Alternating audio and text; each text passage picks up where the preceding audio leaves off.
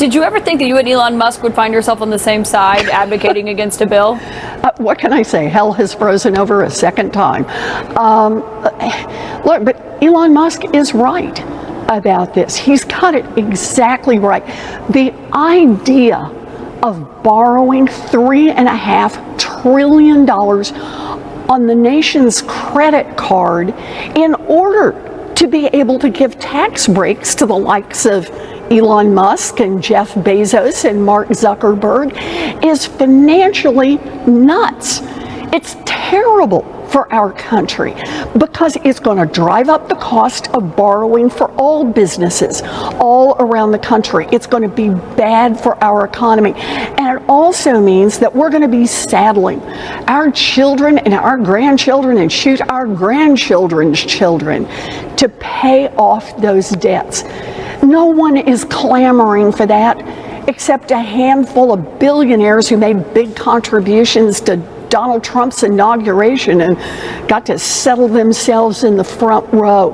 What the American people want to see is those billionaires and billionaire corporations make them pay just their fair share.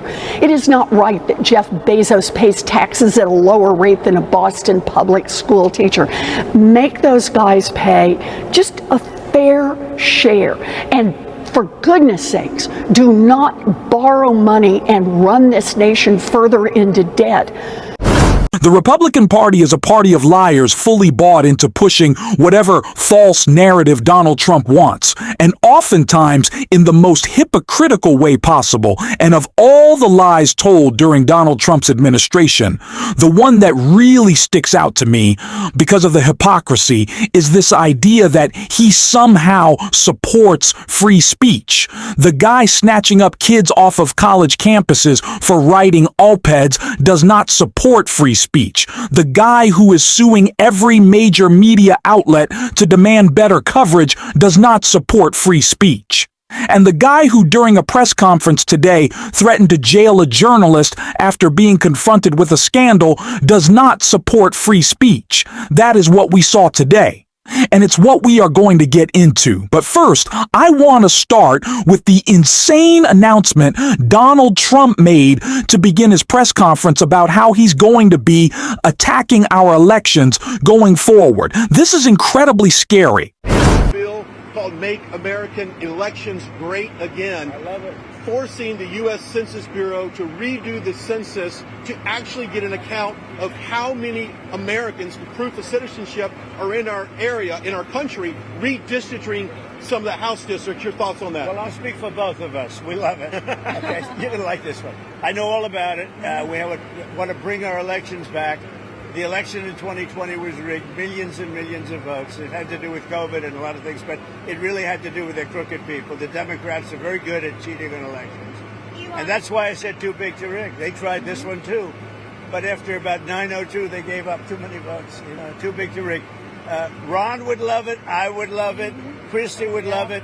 That's what they have to do. They have to bring it back. And we have to look, Ron, they include anybody that happens to be in your state. Well, California would lose like 5 seats if they did a fair census. And even beyond that, the Biden census gypped Florida of at least 1 seat. We only got 1 seat in the last census. Are you trying to tell me that Florida only had 1 seat in that? We should have had at least 2. Texas should have had another one. That could be the difference in the House of Representatives and the majority. So I would love for them to redo the census for 26. My legislature will redistrict those lines. We'll get it to where it's fair. But as it's right now, this country is not fairly apportioned. I've got so many more millions of people in Florida that have representation because of that flawed census. Mr. President. The Senate just passed Donald Trump's budget and with it signed their political destiny that they will be decimated in these midterms. And Donald Trump knows that. He knows how unpopular he is. He knows how unpopular his budget is, and he knows that his party is screwed. And it is why they are going after elections now that they want to tamper with votes. They want to disenfranchise millions of Americans because they know if we had an election that was completely fair, which Donald Trump certainly does not want, he's going to get shellacked. lacked. And so that is now what they are going after. It would be a little bit easier to just not kick millions of people off their health care.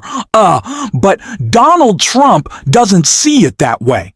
As clearly he said right here. Concerns about the Medicaid, though, cuts, though. No, we're not going to be playing with Medicaid. Only waste, fraud, and abuse. Americans could lose Yeah, their the coverage. Democrats have it wrong. Yeah, waste, fraud, and abuse. In fact, if you look at what's gone on, we've gone way back. We take care of Medicaid. We take care of Medicare.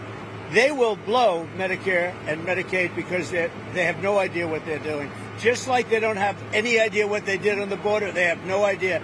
Medicaid is in big trouble with the Democrats. So you promise anyone who loses their health care coverage, that is because of waste, fraud, and abuse? Waste, fraud, only waste, fraud, and abuse, which is what everybody wants. President, Russia has about... There is no waste, fraud, and abuse in making sure mothers and children have health care, but clearly Donald Trump does not see it that way. And neither do the Republicans who have acknowledged, like Josh Hawley, that this bill is an abomination and will do damage for generations to come. Yet still, they don't care. They put together a $50 billion slush fund for hospitals to prevent their closures because they understand that hospitals are going to close because of this bill, but they do not care. They will go as far as they need to intimidate on behalf of their billionaires. And speaking of intimidation, like I said, when Donald Trump was confronted over CNN reporting about his illegal ICE attacks, he started threatening to jail journalists. Madam Secretary, CNN yesterday pushed an app that lets you track where ICE agents are. Tom Homan was saying that perhaps CNN should be prosecuted for that as obstruction of law enforcement. Your response? Yeah, we're working with the Department of Justice to see if we can prosecute them for that, because what they're doing is actively encouraging people to avoid law enforcement activities, operations, and we're going to actually go after them and prosecute them with the partnership of PAM if we can, because what they're doing we believe is illegal. And they may be prosecuted also for having given false reports on the attack in Iran. Yes. They were given totally false reports. It was totally obliterated, and our people have to be celebrated, not come home and say, what do you mean we didn't hit the target? We hit the target prison. You know, the pilots came home and they said we hit the target prison. So they may be very well prosecuted for that. What they did there we think is totally illegal. Okay, let's go. Follow us. They should be prosecuted for talking about an app. This is what Donald Trump is saying that helps people identify ICE agents, law enforcement officials who should have to identify themselves but refuse to. Donald Trump thinks sharing that pertinent and important information with the public that could keep people safe should have journalists at CNN jailed. Can someone make it make sense? It doesn't, but this is what he's going to do. The ICE agents, they're here to intimidate Donald Trump. He's here to intimidate both me and you and everyone in the media who wants to cover this. And it's not a surprise that Donald Trump is freaking out, especially as everything seems to be falling apart around him. And part of that, of course, is how unpopular, like I said, his budget is, which Elizabeth Warren was calling out on CNN and kind of mocking his civil war with Elon Musk right here. We were in the briefing today, and the White House pulled up this handwritten note that the president sent to Fed Chair Jay Powell. I believe we have a picture of it. You can see the president's handwriting on it, where he basically says, as usual, he's too late. He needs to cut interest rates. I wonder what you think the Fed chair did when he got this note from the handwritten note from the president telling him he needs to cut interest rates.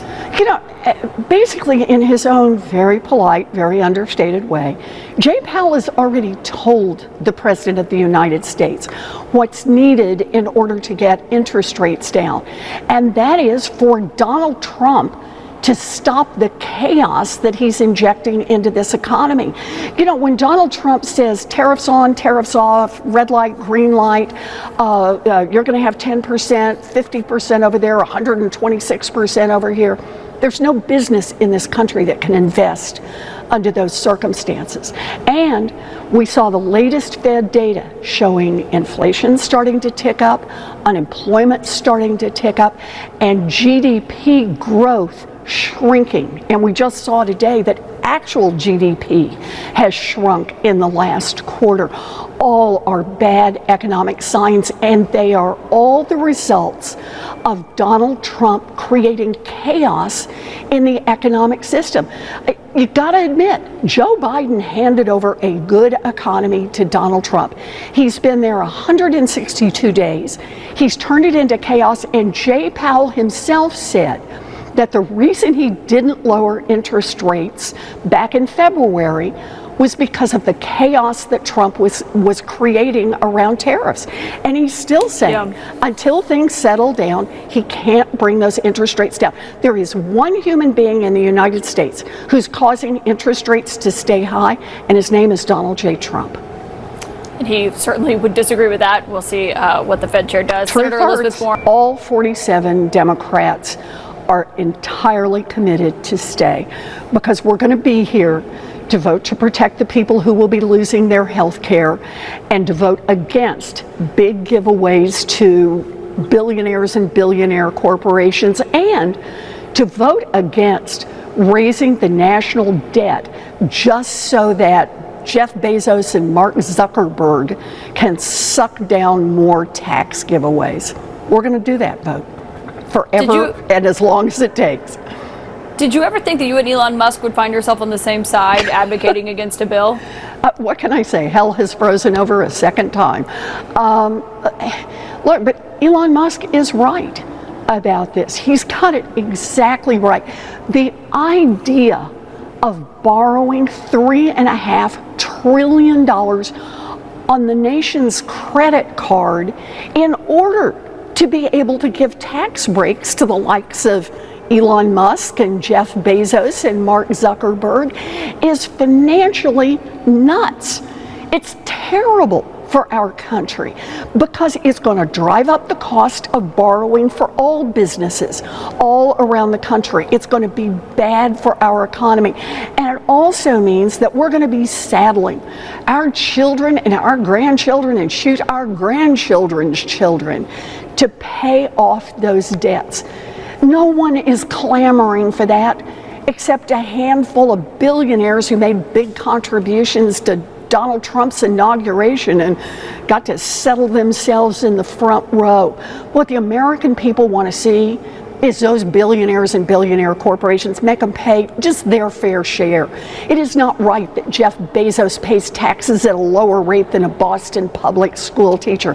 Make those guys pay just a fair share. And for goodness sakes, do not borrow money and run this nation further into debt so that those billionaires get even richer. That makes no damn sense. Even though Donald Trump's budget has passed, it is still going on to the House, and we still have a chance to speak out against it, and we still have to make sure that people know what is in it.